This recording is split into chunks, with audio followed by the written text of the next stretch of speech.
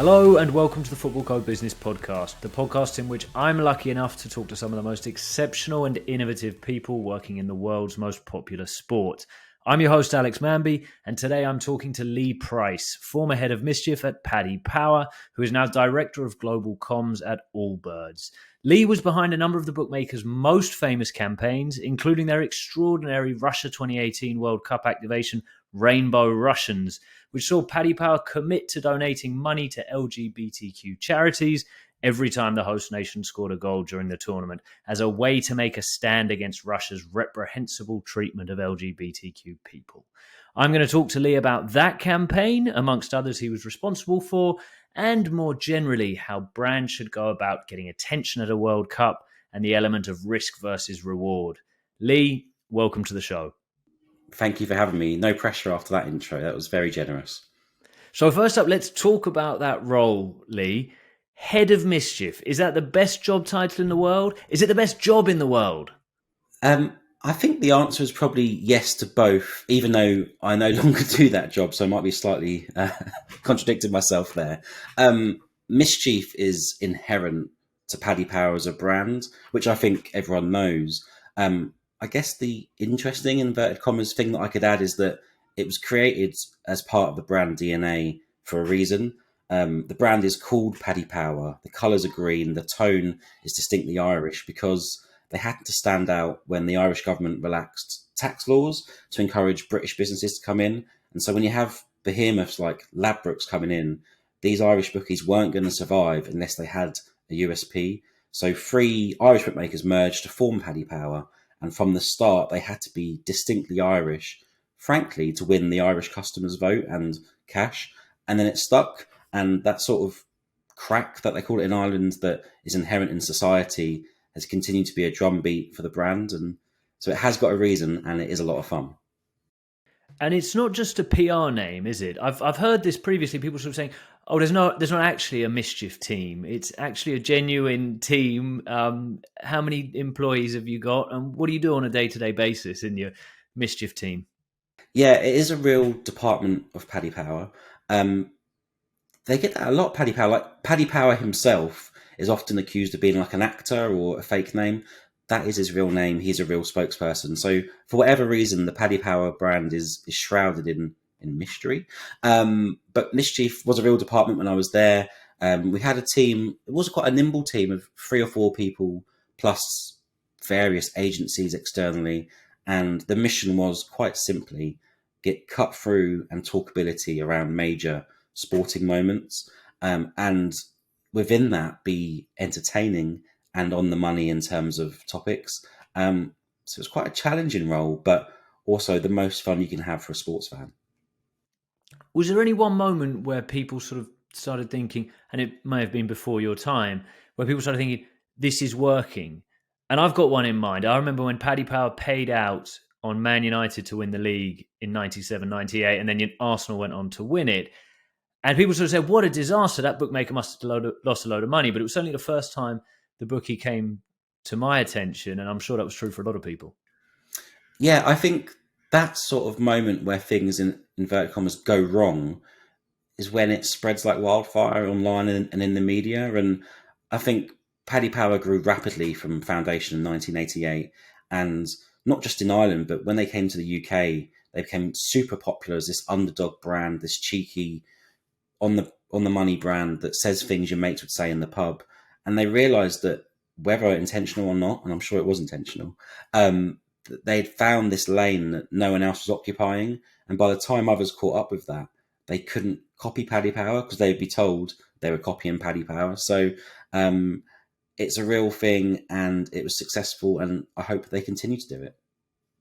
So let's talk about Rainbow Russians. I've also heard it referred to as From Russia with Equal Love, but I believe the campaign name is Rainbow Russians. For those who aren't aware, what did Paddy Power do during that 2018 Russia World Cup? Yeah, I've been reflecting on this campaign a lot recently, given world events this year, and it seems mad that we were so actively provoking Russia, as it were. I can't quite imagine that.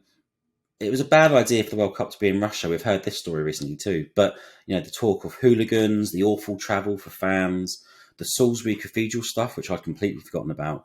And And we noticed this rainbow-coloured elephant in the room around these horrible laws about being gay in Russia. And for whatever reason, brands didn't feel compelled to talk about them as much as everything else in Russia. And there was a lot to talk about, in fairness. And given Paddy Power's activism in LGBTQ plus rights previously, they created rainbow laces, for instance. It felt like a topic we were uniquely positioned to address, or at least consider addressing. So, long story short, we decided to donate £10,000 to an LGBTQ plus charity every time Russia scored at the World Cup. And that was supposed to be cheap, but it didn't end up that way. Who came up with the idea? And I do want to, the final number was at 170 grand. Paddy Power ended up giving to charity. It wasn't the number I pitched.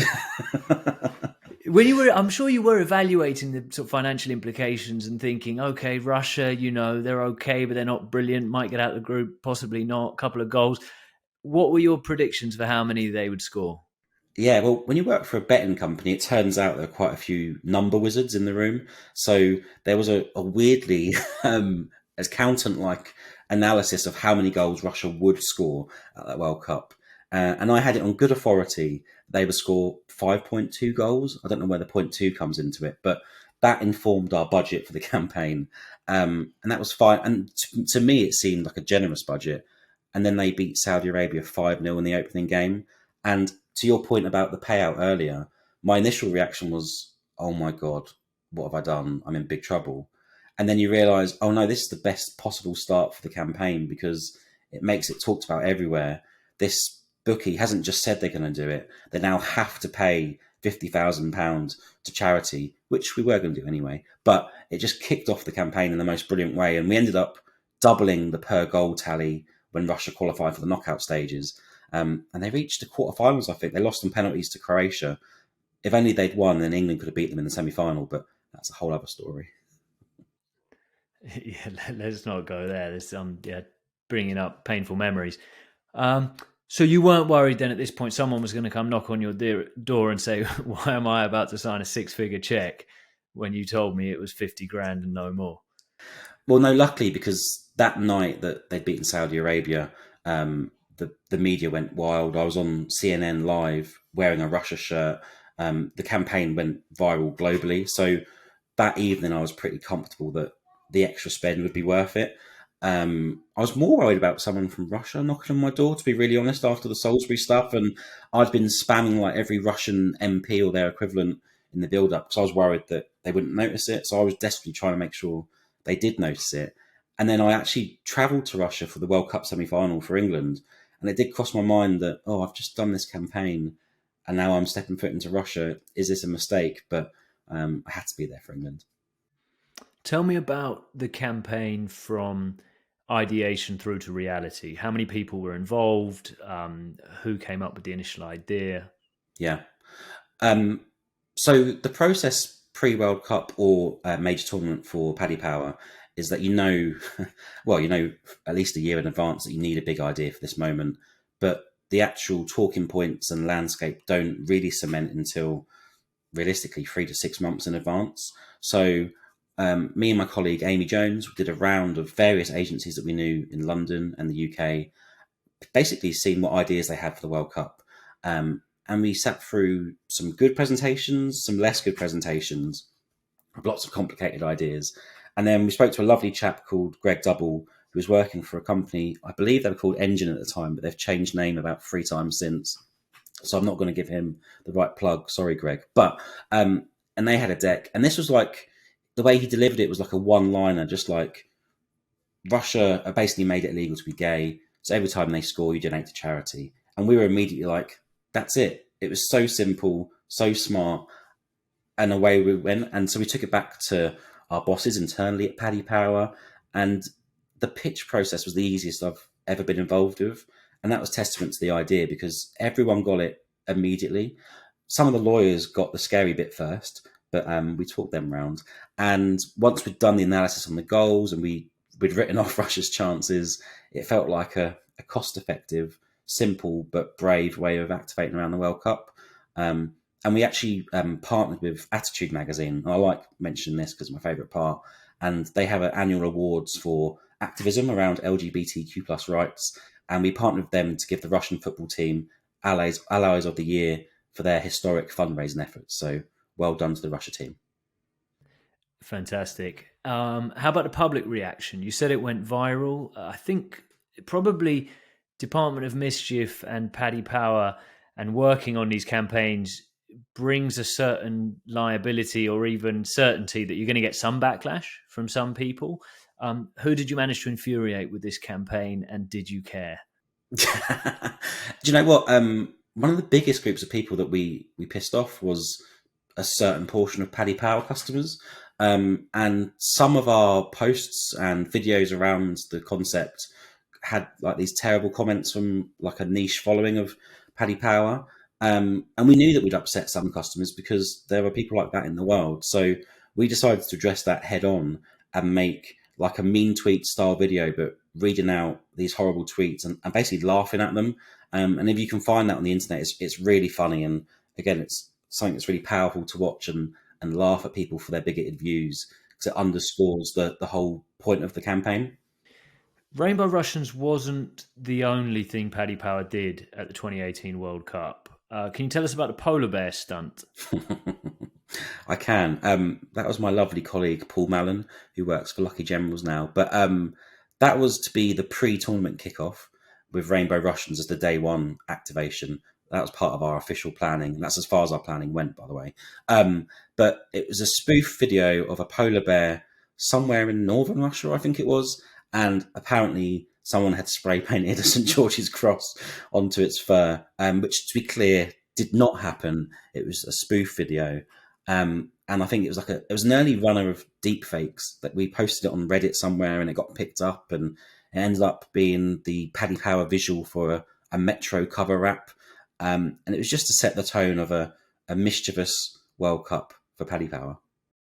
And you've done it previously, right? I remember the Amazon stunt in Brazil, which was kind of similar. It was this idea, this formula, if you like, that you shock people, you outrage them, you get the criticism, probably the abuse, and then you reveal that it wasn't true. And in fact, not only was it not true, you've all of a sudden drawn attention to a worthy cause, you've raised awareness, you've possibly even raised funding for that cause. Is that about right?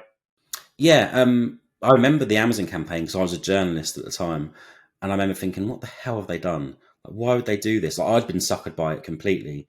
But what was brilliant about that was that it was an insight into how social media works, which we all know really, but very few brands channel that fake news spreads, outrage spreads, and you can harness that. And actually, we built on that for perhaps Paddy Power's greatest ever campaign, Save Our Shirt, which I'll never forget, where we actively planned to prompt this outrage and how you would fan the flames, and then how that would build to this crescendo of actually people going, oh God, fair enough, that's brilliant. Do you know what? Something reminded me of it recently, this outrage to reality, and that was Joe Lycett with his David Beckham thing, saying he was going to shred 10 grand, and he shredded it, and it was brilliant. I have to say, from the start, I thought he's never going to shred 10 grand. It can't be real. But so many people did believe it, and they bought into it. And I saw politicians saying, he's trying hard and I get what he's trying to do, but it's outrageous that in this time of cost of living crisis, he could be shredding 10 grand.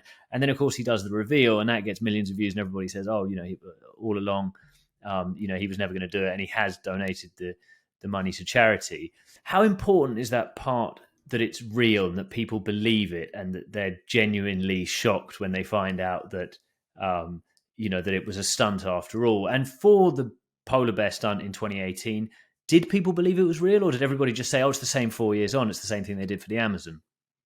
Yeah, I think the three campaigns that have the similar mechanic we referenced there, the Amazon, the polar bear, Save Our Shirt, those learnings all came together. And the truth is that the polar bear one, some did believe it was real, but a lot of people saw through it, is the truth. But by that point, maybe it didn't matter, because if people are talking about it, it's successful. I guess ultimately we would have preferred they had believed that one, but the learning there was that you need a kicker, and that informed Save Our Shirt, that we were going to release this terrible sponsorship logo across the shirt, and people were going to hate it, but they would question it.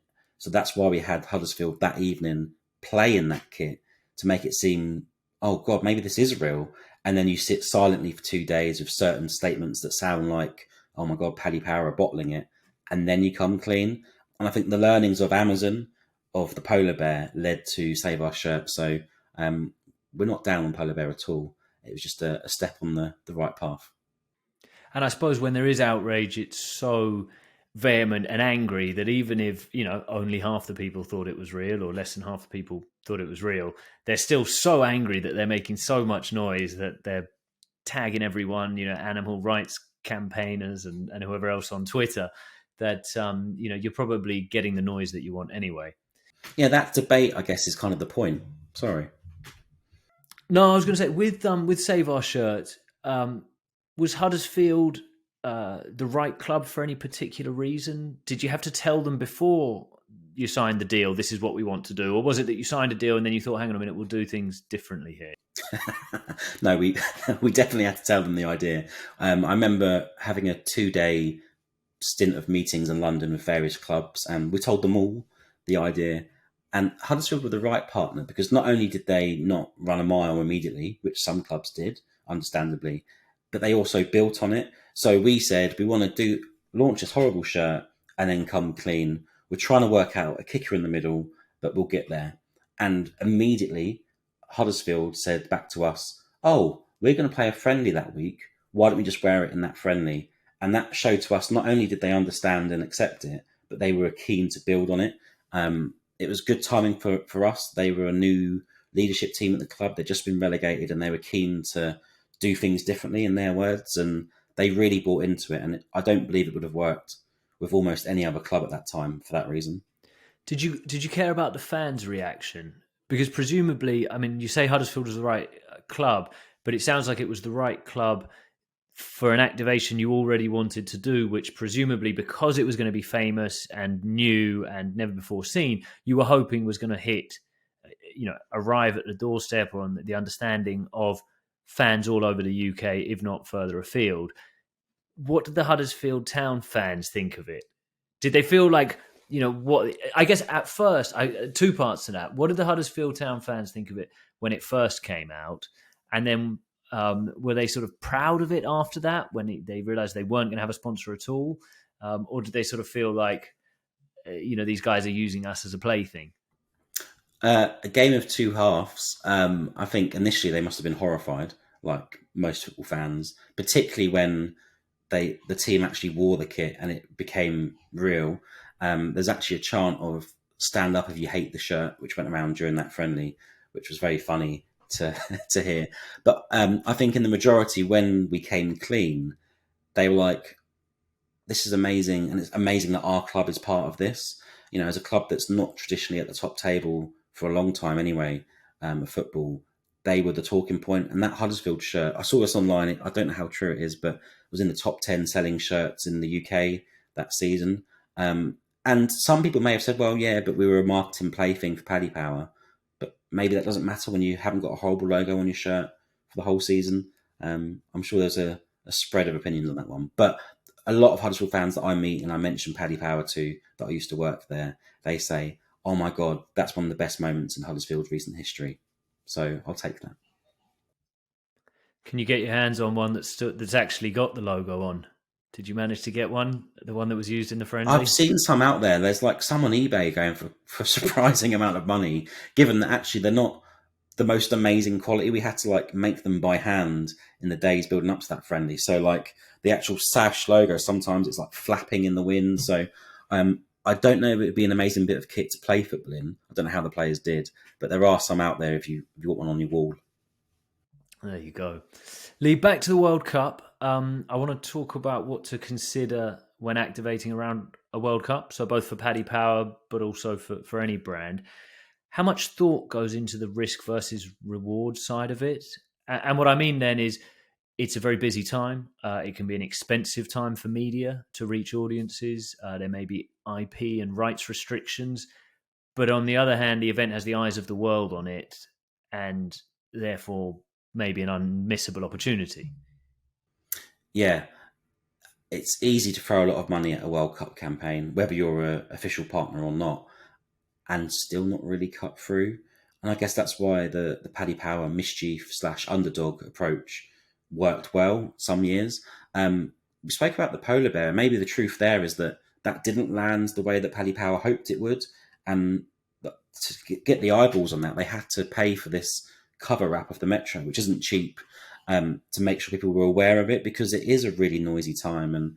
And you can see how these things backfire. When we did Rainbow Russians, I think it was MasterCard launched this campaign with Lionel Messi. Every time he scored, they would donate meals to homeless kids somewhere or something like that. And they just missed the one simple thing you needed, is to say at the bottom of that advert, no matter how many times Messi scores, we'll donate X. And we saw that come out about a week before ours was due to go live. And that was scary because they got it wrong. They had to pull it. They had to apologise. And I had to manage a few scared people internally for Paddy Power. But you can throw money at the World Cup and not cut through, or you can just have a brilliant idea, Joe Lycett style, and dominate the news agenda. And I guess the chances of doing that is one campaign per tournament, and the chances of not doing that is every other campaign. I guess it's also for Paddy Power, the brand has now become known for these campaigns. I mean, it's not quite John Lewis Christmas ad, but it's along those lines that people are now waiting for it. And that's a terrific place to be for a marketeer, knowing that the public is out there waiting for your World Cup ad to drop. So I suppose for Paddy Power now, you're in a position where I know you're not there, Lee, but the brand is in a position now where they can't not do something around the World Cup. Yeah, that's the gift and the curse. And when I was head of mischief there, I would walk around Power Tower and all my colleagues were like, oh, what's coming up next? What are we going to do for this? What are we going to do for that? Which was lovely, but also slightly stressful when you didn't have an answer for that. But it also means that when your campaign drops for the World Cup or the Premier League, whenever, people will automatically know this is Paddy Power. So therefore, like the John Lewis ad, I know I'm probably going to cry. This is Paddy Power. I'm probably going to laugh or be offended or both. And it gives you a small head start. You do still have to deliver, so the pressure is there. But I think people at Paddy Power now will be very, very happy that you compared them to John Lewis and Christmas for the World Cup and Paddy Power. I did say they weren't quite there. I compared them, but I did say they weren't quite there. Talk to me about the lawyers at Paddy Power when you, Lee, go up to them and say, I've got a mischievous campaign I want to drop, because it is challenging. And brands have to navigate this, and there are certain things that partners can do, and there are certain things that non-partners can do and can't do. What did you need to consider to ensure you could still run the campaign you wanted, but you stayed within FIFA's rules? Yeah, the day I left Paddy Power, I imagine they had a party on the legal floor. The slightly flippant answer is that FIFA rules weren't that big a concern beyond like copyright and IP, because as we've seen this tournament, they're very quick to act when you infringe that, and even if you don't. I felt like in many ways it gives you more freedom to activate when you're not a partner of FIFA. If we were a partner of FIFA, we would never have done anything interesting. And look at Budweiser this tournament. The most interesting thing they've done any World Cup ever has been the year that their beer has not been sold at grounds, and their reaction to that. So I think that's pretty telling. The legal guidelines for this sort of activation are tough. And we had to have lots of very grown-up conversations about the worst case scenario. And my job was always to try and pitch for, okay, we understand these risks. If that happens, this is what we do. But the most likely outcome is this. Oh, and here, by the way, is the best case scenario. And it would go up to like the CEO or whoever it would be to say, I acknowledge the worst case. I love the best case. I sign it off. And some of my favourite campaigns are the campaigns that didn't get signed off. And did you have any interaction with FIFA in 2018 or at any point during your time at Paddy Power? Maybe you absented yourself, Lee, and left the lawyers to it, but was there ever any interaction?